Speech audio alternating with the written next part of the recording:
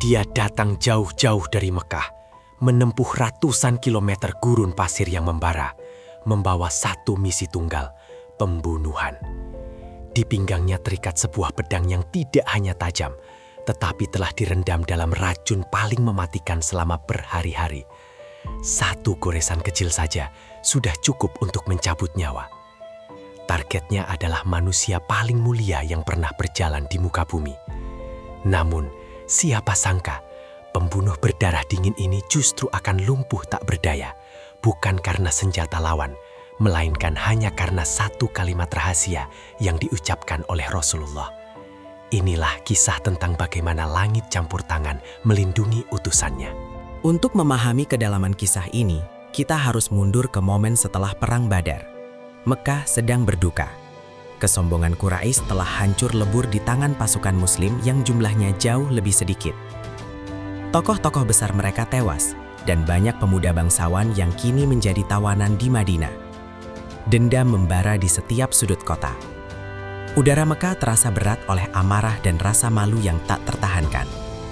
Di tengah keputusasaan inilah, benih-benih rencana jahat mulai tumbuh subur di hati mereka yang menolak cahaya kebenaran. Di suatu pagi yang sepi, ketika pelataran Ka'bah sunyi dari tawaf, dua orang pria duduk menyepi di Hijr Ismail. Mereka adalah Safwan bin Umayyah, bangsawan yang kehilangan ayahnya di Badar, dan Umair bin Wahb, seorang yang dikenal sebagai setan Quraisy karena kecerdikannya dalam menyakiti kaum muslimin. Di tempat suci yang seharusnya digunakan untuk beribadah itu, mereka justru merajut konspirasi gelap. Mereka memastikan tidak ada telinga lain yang mendengar, tidak ada mata yang mengintai. Hanya mereka berdua dan batu-batu bisu Ka'bah yang menjadi saksi. Umair mengeluh tentang nasib anaknya yang kini ditawan di Madinah dan hutang-hutangnya yang menumpuk.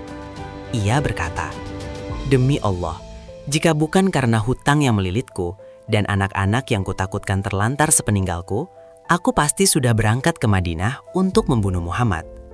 Mendengar ini, Safwan melihat peluang emas.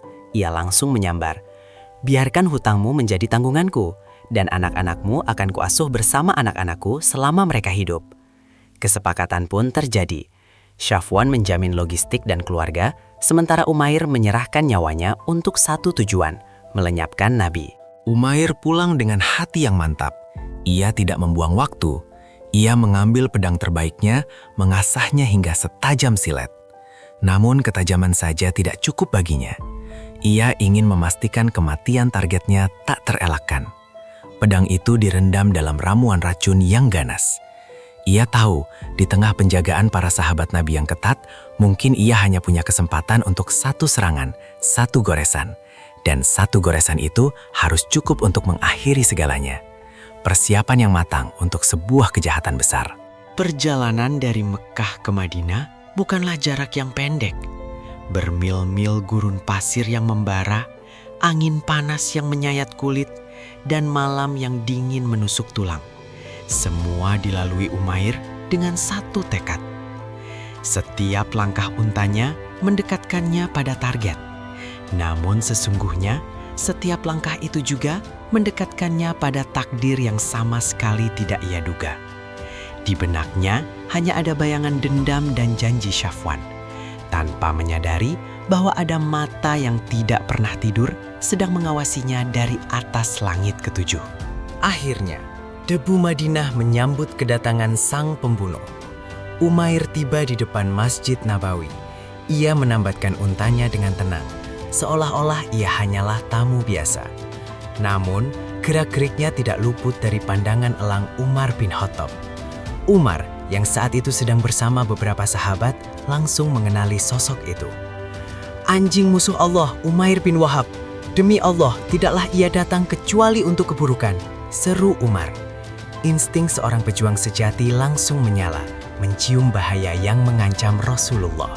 Tanpa basa-basi, Umar bin Khattab bangkit dan menghampiri Umair.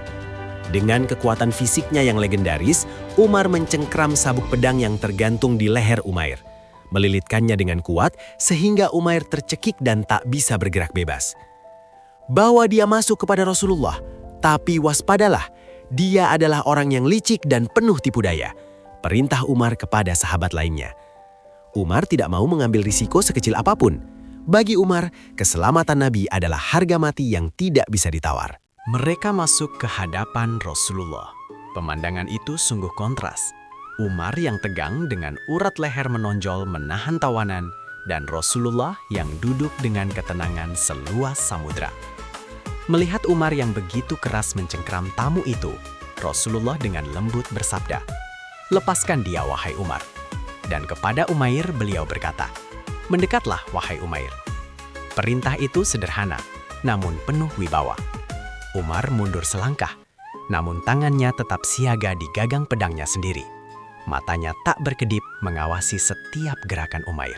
Rasulullah bertanya dengan nada datar, "Apa yang membawamu datang ke sini, wahai Umair?" Umair yang telah menyiapkan alibinya sejak dari Makkah menjawab dengan lancar, "Aku datang demi tawanan yang ada di tangan kalian. Dia adalah anakku, maka berbuat baiklah kepadanya." Rasulullah kembali bertanya, "Lalu untuk apa pedang yang ada di lehermu itu?" Umair berkilah lagi, "Semoga Allah memburukan pedang-pedang ini. Bukankah pedang-pedang ini tidak berguna bagi kami saat di Badar?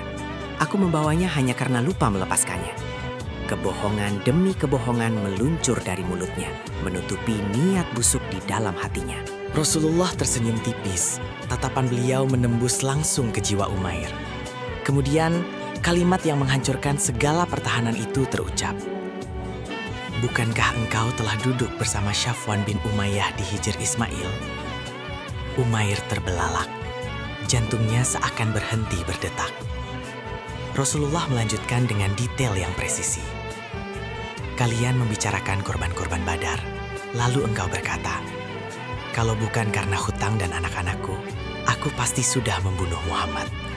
Lalu Safwan menanggung hutang dan anak-anakmu agar engkau membunuhku.'"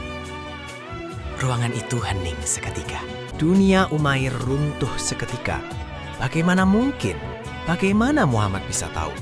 Percakapan itu terjadi di tengah malam, di tempat tersembunyi, hanya berdua dengan Safwan. Tidak ada mata-mata, tidak ada penyusup. Logika Umair buntu. Ia tahu pasti bahwa informasi ini mustahil didapat melalui cara manusiawi.